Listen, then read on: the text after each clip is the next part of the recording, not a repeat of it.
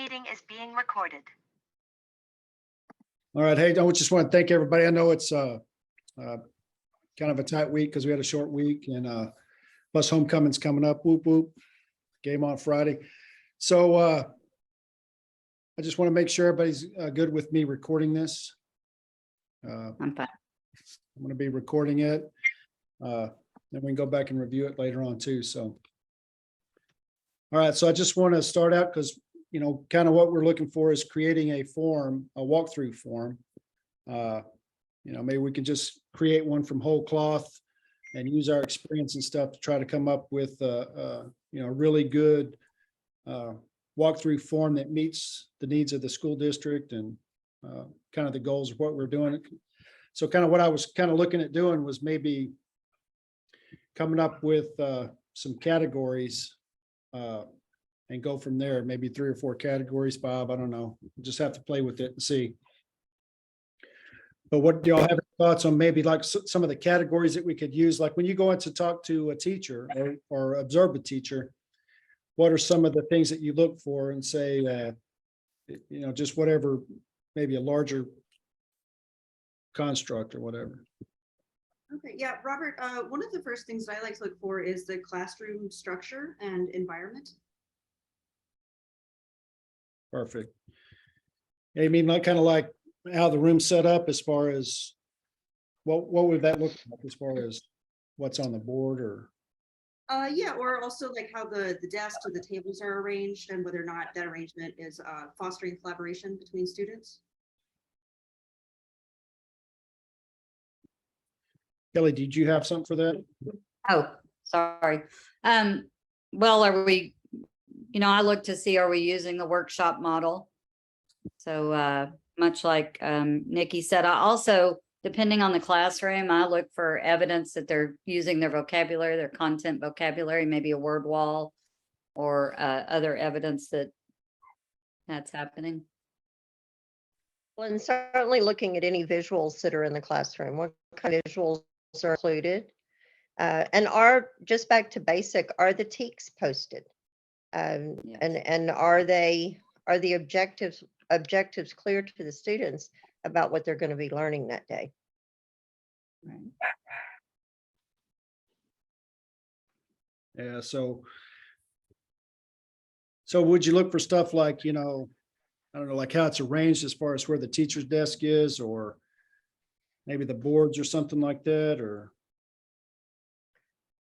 I think so. And one of the things that I would definitely look for in that structure is, does it allow for the teacher to move around the room and to get to different groups?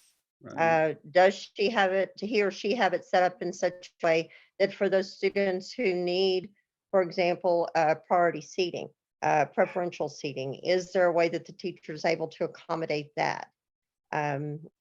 Keeping it to where she can see all parts of the classroom, so that if behavior becomes an issue, it's not because she can't see.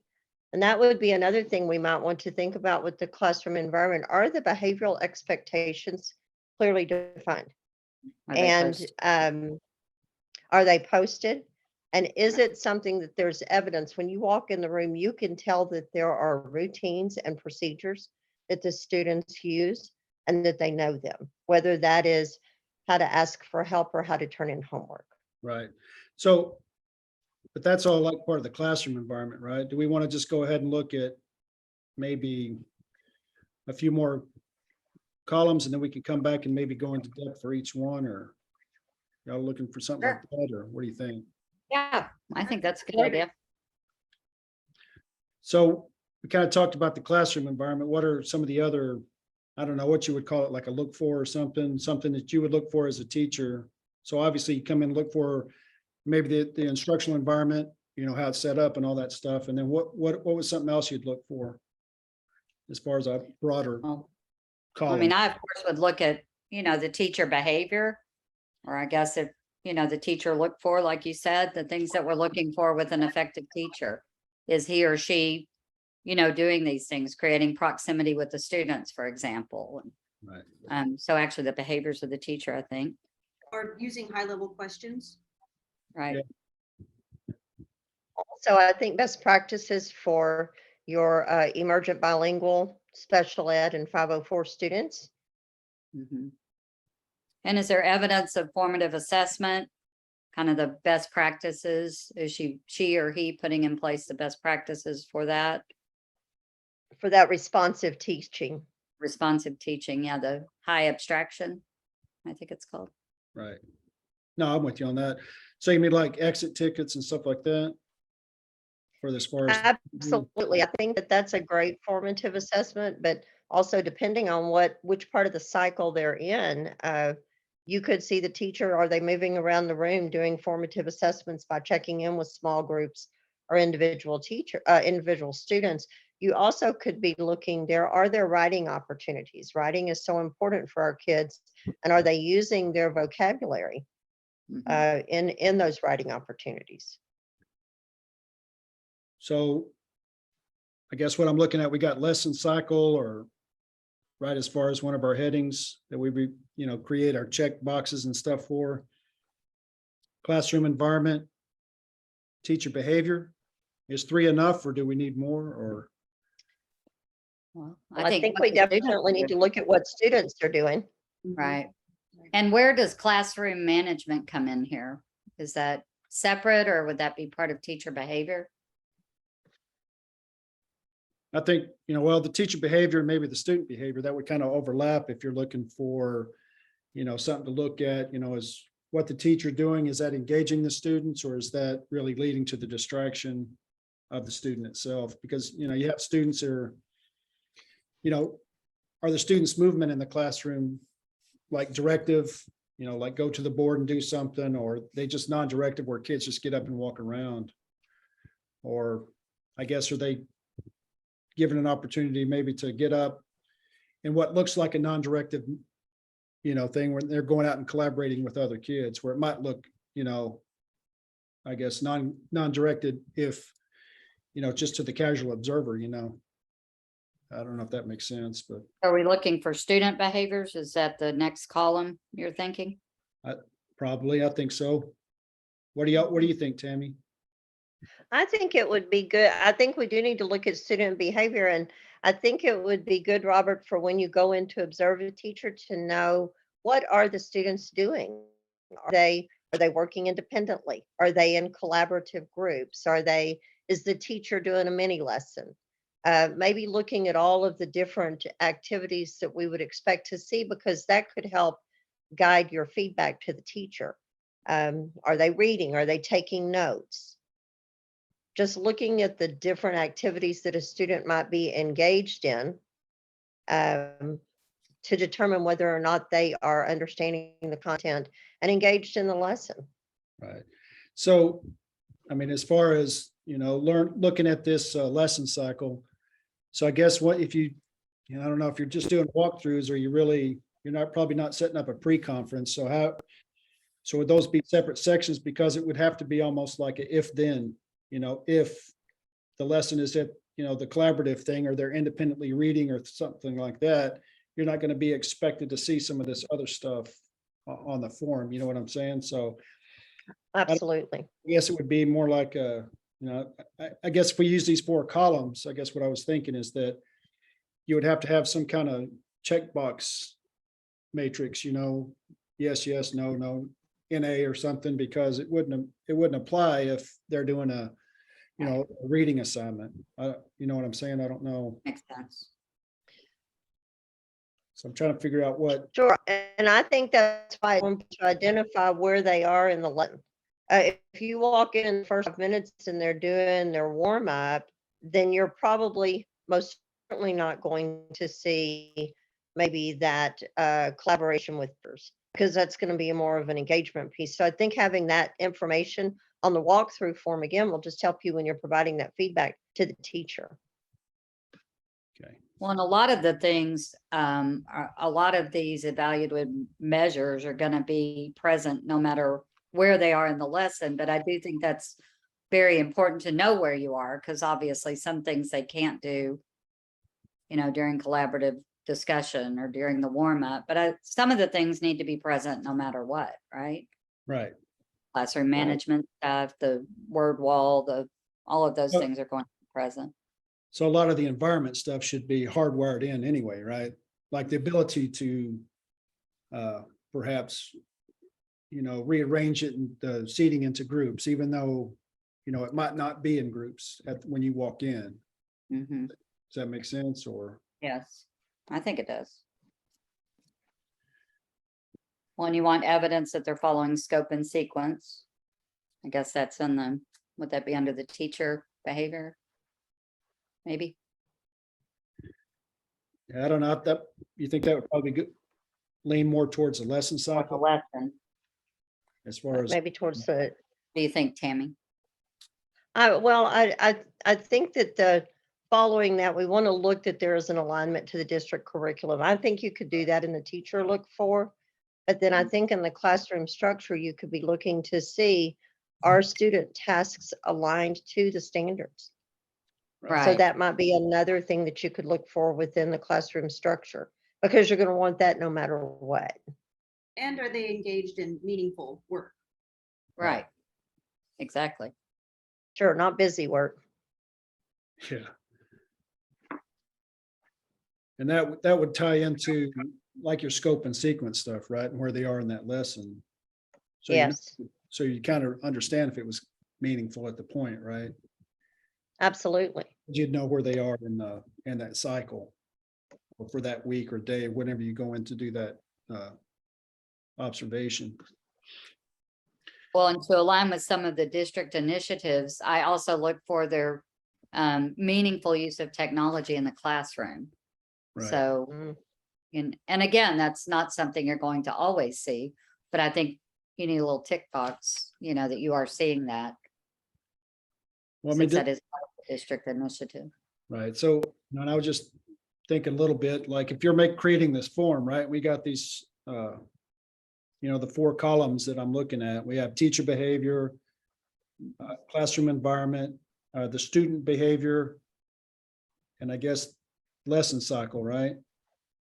Mhm. So when you're creating that form, some of that stuff is always going to be there. I mean, I know it's going to, I guess, matter on that lesson cycle part, right? Kind of what you hit in the other 3. But some of it's going to be hardwired all the time, right? So is that something where you bold it? Maybe you bold the checkbox, right? So you're saying, do they have the TEKS written on the board, or, it's posted or whatever? That should be bolded because that should be there all the time. You know what I'm saying? Or I don't know if that's Sure. that's something, because, like you really should have, what section you're on. You should have that information already on the board with like the date, and you're communicating that to the kids when they walk in, so they already know, what they're doing for that day. Right. I agree. And Robert, just another thing that I thought of, and we probably need to discuss this as a committee, but one of the things that I would think would be important to see in the classroom is, how is the teacher aligning her instruction with the campus improvement plan and the Right. district improvement plan, and what the tier 1 priorities are? So for example, is it literacy? Are we seeing evidence of that in her lessons and Right. in what she's teaching? So maybe alignment with district priorities Yeah. could go in the teacher look for, because as we're looking at campus improvement plans, looking at improving scores, we definitely want to make sure that the teachers are keeping that in mind as they're preparing lessons. So Yeah, I like that. I think that sounds good. okay. So are you looking for evidence then, like of maybe differentiation or alternate things in their teaching, or is that in I guess that would fall in the well, still that would depend on the lesson cycle, right? Like where you're at in it. Right. Uh, Well, and it also might be in the way that the students are engaging in the content.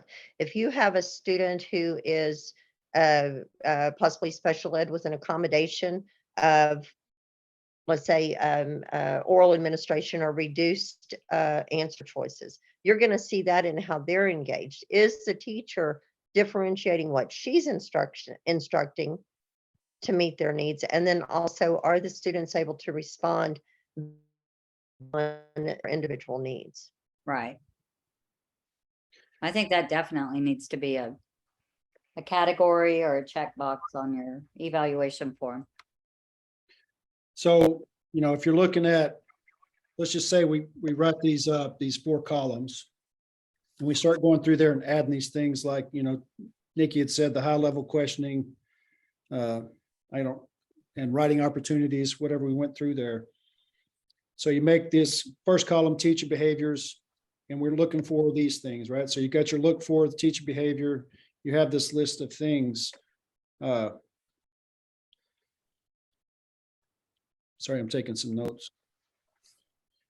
And you have all these things. Is that how long should the observation be to where it's not like, you're in there for a long time? I don't know about timing for sure myself. I don't know. What do y'all think is a good time? You know what I'm saying? So like, I don't want to, you create the big giant list of the document that has, like 50 check marks that we have to go through there and read on each, group and, try to match all this stuff up. And then we're in there for 30 minutes. It's kind of distracting to the kids, regardless. I think a quick walkthrough. Ignore me, but it's not going to happen. Well, but each time you're going to maybe be looking for, you're not always going to be looking for all of those things each time you walk through. Right? You're going to be looking for Right. evidence of, obviously the classroom structure, but you're not going to have the ability to look for all of those things every time. And, that's why I think it's important to walk through often, right? And the students Right. become more comfortable with you walking through. You're able to see the teacher in various settings and Right. see, are they engaging well with the students in all these different types of instructional environments. I think that's really important. And the more you do it, the more boxes you'll end up checking. And eventually you'll hopefully see that instructor over all of these things, but all you're going to be evaluating them on is what you can evaluate them on in that walkthrough, I guess, if that makes sense. That little snapshot, Right. right? But I mean, I would think, go ahead. I would think 5 minutes, 5 to 10 minutes. And when you go in, Robert, if you're going in at the beginning of the class, maybe what you're looking for are those key elements of a warm up. Is it engaging to the students? Are those things posted? Are those procedures in place? Do the kids know what to do so that there is no loss of instructional time? But then if you're going in while they're doing independent work, which would be 2 weeks from now, then you're going to be looking for different things. Of course, we still want, like you said, those always items, the classroom structure. But what are you looking for then? And what it should give you, I think, over the course of time is a picture that you've taken in small increments of time, leading up to, of course, your T-test evaluation. Right. Mhm. So if you're looking at and I'm just asking, so like if you're doing a 5 to 10 minute look, right? You're doing a little snapshot and you're doing that look and you try to string them together to form a big picture. Are you given I guess we're given the feedback, obviously probably as fast as possible, right? As far as coming out of the classroom, but do you give a bigger one once you've completed, like, I don't know, you know what I'm saying? I don't know if because you want them to get the complete picture, right? So if you've been in there 5 times in, 5 months or whatever, or 5 weeks, you don't want to wait till that 5th week to give them the feedback, so they get the full picture, you know what I'm saying? So you're only looking for those small pieces. And I know that those always items, will probably always be checked, hopefully. Yeah, you know what I'm saying? So I don't know. Well, they may not be though. And Right. that's where you can provide valuable feedback for improvement. Is if, the TEKs are not written on the board or the tables are not, workshop ready. Right. And that's where you provide that instant feedback, but you can only evaluate the teacher based on what you see that day. And I think the instant feedback is the most important, actually. And I think eventually you're going to have right. Do you agree? I do, it's almost the same as what we want to do with students. We want to do almost a formative assessment and Mhm. say, this is what we saw. And if you see something that you feel like is particularly troublesome, and it maybe, as Kelly said, maybe the TEKs aren't on the board. Maybe you're not seeing the objective clearly defined. Then maybe the next time you go in, you're going to want to go back in and look for that specifically. But by telling the teacher immediately that this is something that you find to be problematic, then they have an opportunity to correct it rather than letting it go on until you do the summative. But I do think the information you gain from the walkthroughs is valuable when you're doing your summative conference, because the summative is, after all, just the one, a T-test observation. You go in for the one class period, but all of those walkthroughs add to the summative evaluation.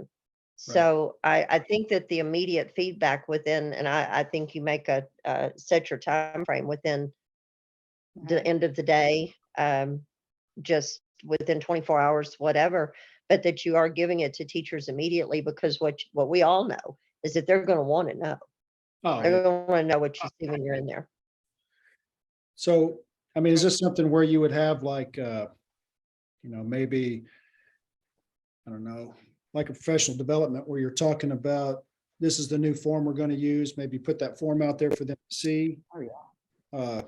So that they can understand, what we're doing. And so maybe you could almost take your laptop in there. Hopefully that's not too distracting. Basically just click the boxes as you're going and you see it and maybe provide, I don't know, something to say, yeah, did a good job at this or needs improvement, some little notes in there that you would make. And then you could actually almost send that like, once you left the classroom. You could, or you could do that. You could do it even almost in a Google form, Right. where you can just go in with your iPad and check it. The other thing, Robert, that you might be able to do is to go into PLCs or department meetings, depending on what would work best, to review this so that everyone gets the idea of what you're doing. You could do, of course, a professional development, but if you're wanting to roll it a little bit quicker, Well, you yeah, could go to PLCs or to department meetings, even a faculty meeting. And I Well- think teachers are just like, just like we learn how to teach students. So when we teach students, we want them, to see the rubric for an assignment. We want them to know what they're going to be graded on. right. But anytime I provide feedback to a teacher, I always begin with a positive and tell them something that was really good that I saw in their room. And there always is something good that I can find in the Sure. room. Right. And then, then I lead with the things that I think need to be improved on and maybe some strategies or resources for how they can improve on those particular items. And, resources as in, maybe a colleague that's, really strong in one area, I can pair them up. I mean, all sorts of informal Right. ways to So- help them. I always try to be positive first. I think that's important. Absolutely.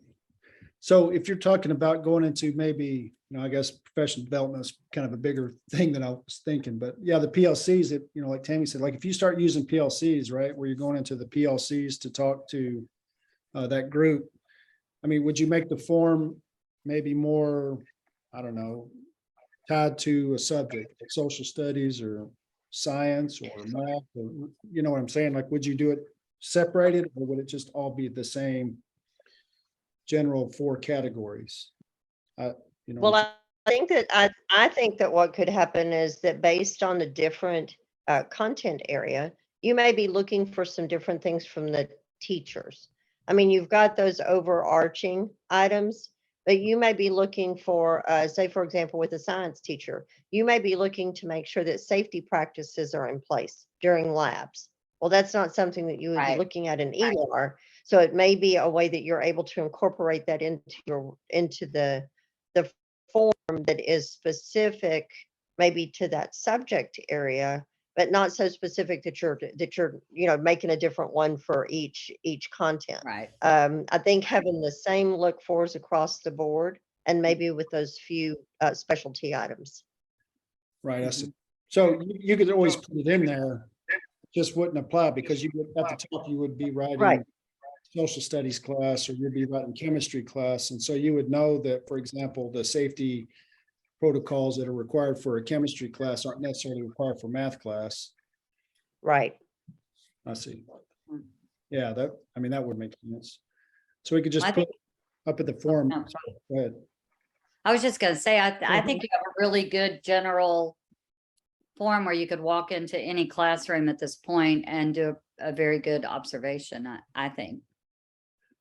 Right, I would just have to put more, trying to read it all as I'm going. It's kind of scattered on my notebook here. You know, one that I've just thought about it is that with the increased legislation regarding safety and security in schools, Oh, might you want to look within the classroom structure of, does it appear as though the classroom, like, the door's not supposed to be open? Right. You might look at those things as far as our safety and security protocols Yeah. being followed. I think, so you look like, for the classroom environment, I guess, or the teacher behavior, so like, if you go to the door and just turn the handle and open it, that's a problem. 'Cause Right. That's already a violation, but, I mean, I guess that's one of the things you could check on the form itself, like, absolutely. or I could always, like, knock on the door, and if a student answers the door, that's a problem as well. Because they should, Right. it's supposed to be a teacher, so like, if I just go knock on the door, I know it seems kind of sneaky, but if you knock on the door and a student comes and answers the door, well, there's already a tick mark in that. Right. I guess that Right. environment, would that go under the environment, you think, or the classroom environment? or That's teacher- where I would put it under the environment, because it is making sure that students are kept safe. Right. Right, Well, I mean, the students and the teacher, that goes back to those behaviors though, because the teacher and the students both should know that students don't open doors. right, So- but I do think that's an environment. I mean, it's a behavior, but I do believe, I put it under environment. Okay. First of all, because to me, environment is when you walk in, what do you see? And I think that's gonna be Right. one of the first things you wanna focus on. Because it is such an important component now. So I would absolutely include that. I That think that's- definitely should be in a walkthrough anyway, because that's gonna be in your safety people are gonna come by and check those anyway, so. Right, I think Right. that's a really good idea. So I think we can add those as check, well, those should be always, right? One of those always marks. I think that- so. That should be always. And like I said, with the increased legislation now regarding those things, that has to be something that we Has to put be as a checked anyway. priority. Right, absolutely. With you. So is 4, you think 4 is enough for right now, or?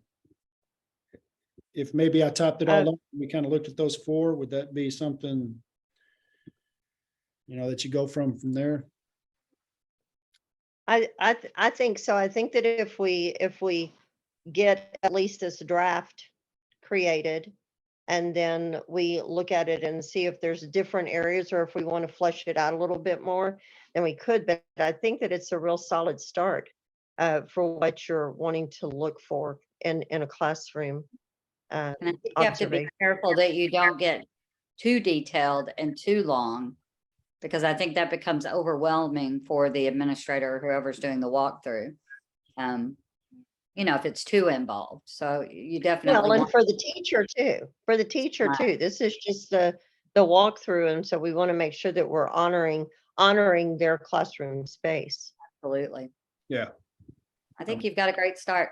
And plus the admins would have to, understand the form so they can, go Right. quickly instead of, taking all their time or trying to do it in the classroom. Right. Okay, so that sounds good. Looks like I got about 4 categories. I'm just gonna run through those real quick. Teacher behavior, classroom environment, students' behavior, and then maybe the lesson cycle, and then all the subcategories we had talked about. Is that right? I Sound think right? that's great. Good, I think so. perfect. All right, well, I appreciate it. Appreciate y'all's help. I know, hopefully you're all going to the football game Friday, so we'll be all We'll be good. there. I'll You be there. bet. All All right, I appreciate your time. Thank you. Thank you. Thanks.